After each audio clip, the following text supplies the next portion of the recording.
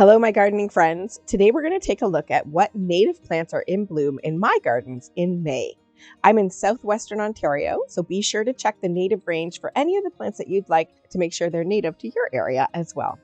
See the description for Latin names for all the flowers featured here, as well as links to other native plants in bloom videos and my native plant garden tours. I'll be sharing quick tips about each flower just to give you a quick rundown of flowers to consider based on bloom time for your gardens. Feel free to share any experiences, tips, and questions you have in the comments so we can all learn from each other. Thanks so much for watching. Let's get started with Ontario's provincial flower, the white Trillium. This one is a stunner in the garden, is such an emblem of spring, and everyone in Ontario recognizes it when they see it.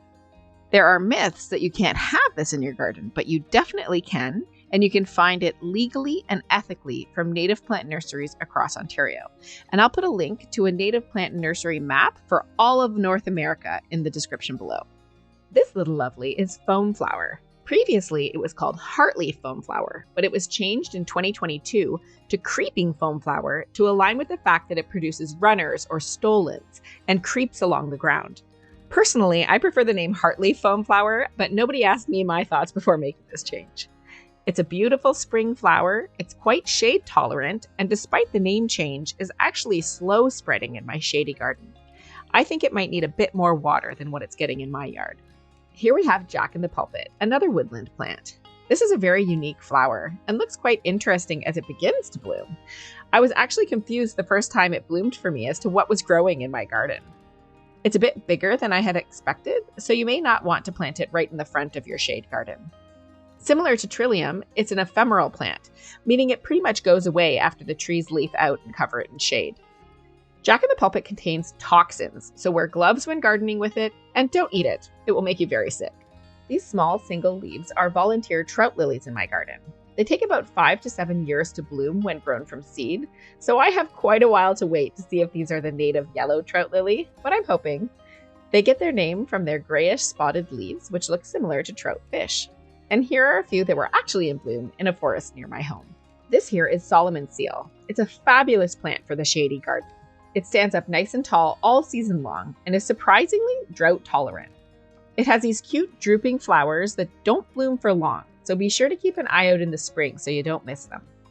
This plant is actually tricky to determine if it's a true native variety, so best to obtain it from a native plant nursery to ensure that it's exactly what you're looking for.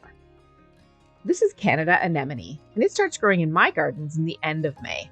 It's considered a ground cover plant, but it's a bit taller than I was expecting at about a foot tall, so I would prefer it a little bit back from the front of the garden. It's also considered an aggressive plant that can take over, so be careful where you plant it. I actually tried to move it from the front of my garden to a bit further back, and it decided to grow in both spots, so be sure you have a plan for it before you put it in the ground.